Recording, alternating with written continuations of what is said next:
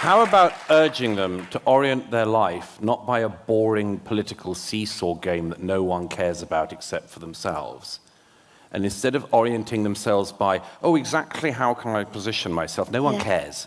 It's why we love Douglas. Instead of saying, how will I balance myself to make sure I keep my guardian reader friends on side, say, how about you just orient yourself towards the truth? Yeah. When you come across a mental blockage like this, you can keep hitting your head against the wall, or you can realize that you've got to do something else. And the something else in this case is to look frankly at what is actually happening. Mm-hmm. As I'm sure you know, most of the residents in the south, in the kibbutzim that were attacked on October 7th, were actually made up of Israelis who were Peace Now members. They believed in Peace Now. They leaned very strongly to the left. They tried to actually befriend and help Gazans, and they were completely, the rug was pulled out from under their feet.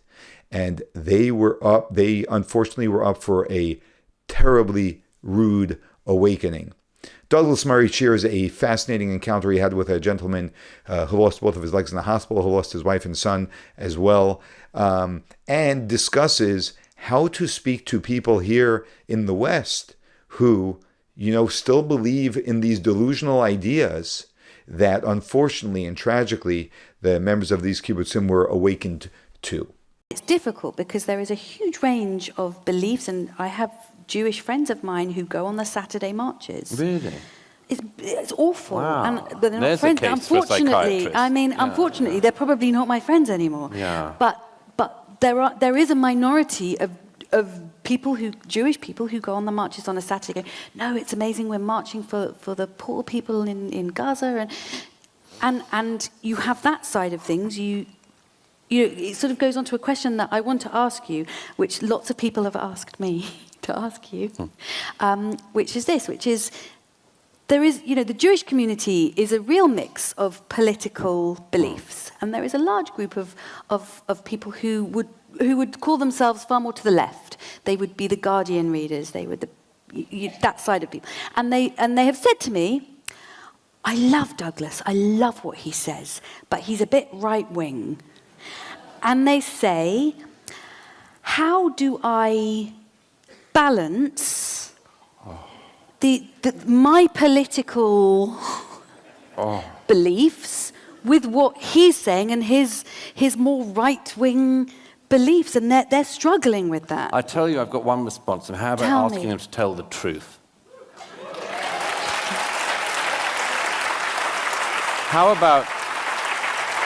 How about urging them to orient their life not by a boring political seesaw game that no one cares about except for themselves, and instead of orienting themselves by, oh, exactly how can I position myself? No one cares.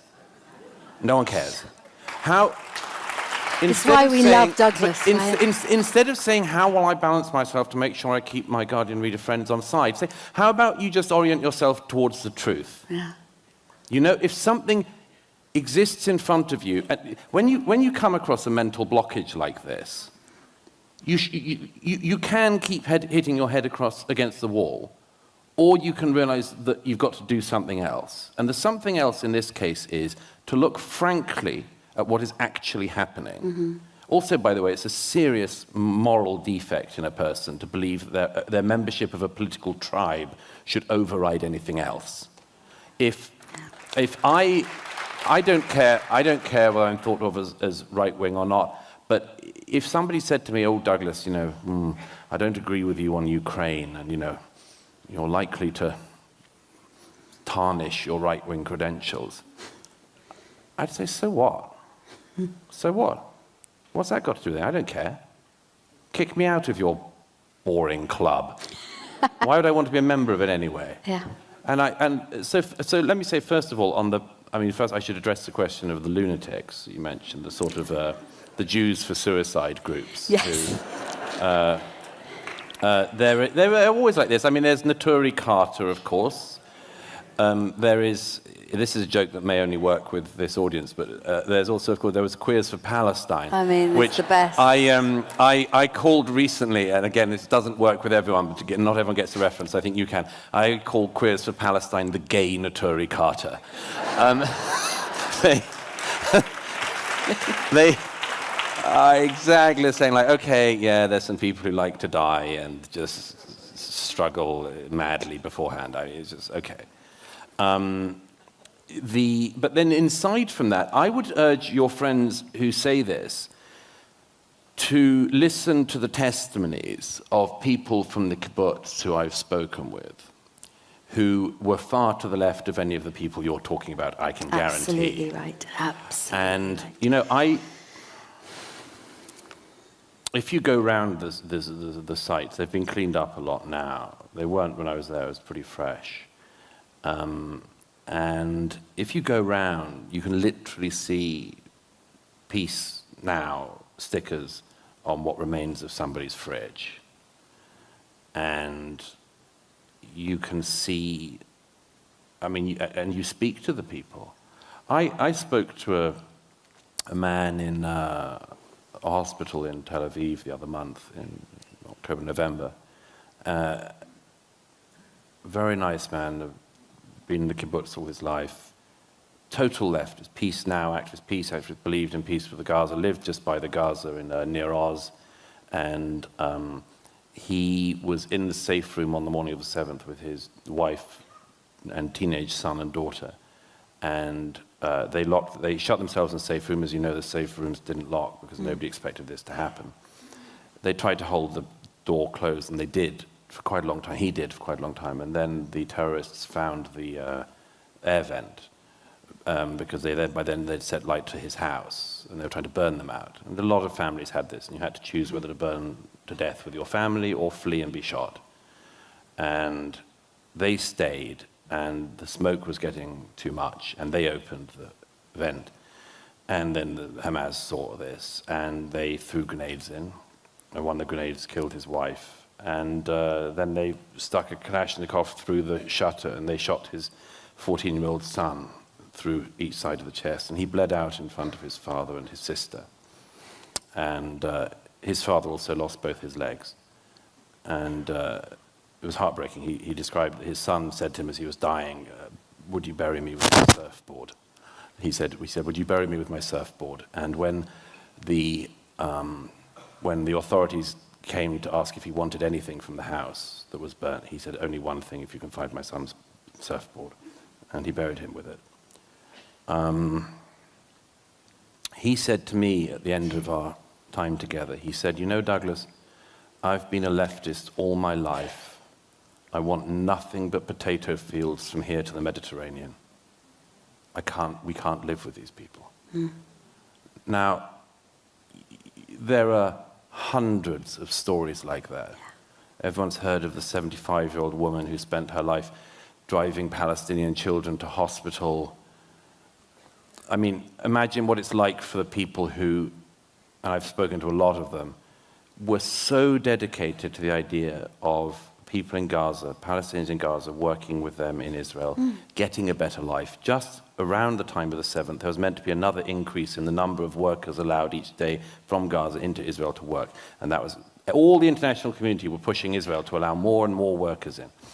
And I've spoken to a lot of people in the kibbutzes who were friends with these people, were friends with Palestinians, employed Palestinians, worked with Palestinians, tried to do everything they could to make this work. And they discovered that when people came into their communities, they knew exactly where to go. Exactly. They knew, for instance, in one of the kibbutz, they knew where the house of the head of security in the kibbutz was, and they went and they shot him and his family, and then they went door to door everywhere else. Yeah. So I'd say to your friends, you know, sleep and dream while you can, because not everyone has that luxury. The people of Near Oz didn't have that luxury. The people of Be'eri didn't have that luxury. The people of kibbutz after kibbutz and town after town. Everybody who went to the Nova party wanted peace. They were young people who wanted to dance and have a good time. And if you'd have said to them, do you dream of a day that you can dance with your Palestinian neighbors? They would have all said yes. Absolutely. But you know, and these people could have been your friends and mine, and if this party had been going on in this country, our friends would have been there.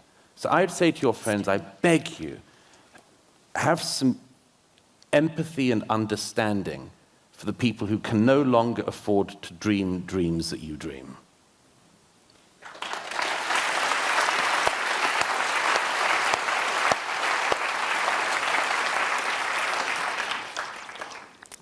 That's really beautiful. I really don't have any reply to that, Douglas. It's really powerful. He proposes a strange idea. How do you speak to these people? Why don't you just speak the truth? And why don't you encourage them to just speak the truth and acknowledge the truth? There is no better path. Just say what is.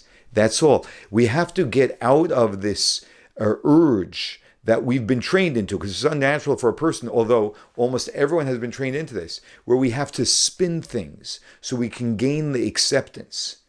Because then we're not in honesty, and we're not in reality, we're in delusion. Let's just say it the way we see it. And if we hear someone enlightening us with something that really makes sense, which wakes us up from a delusional thought which we thought was reality, then go with it. The truth is the truth. And we can't let our emotions or our biases or an idealistic idea let us push aside the truth. Otherwise, we are not standing on any fertile ground. So the recommendation, just say it the way it is. Stop spinning it.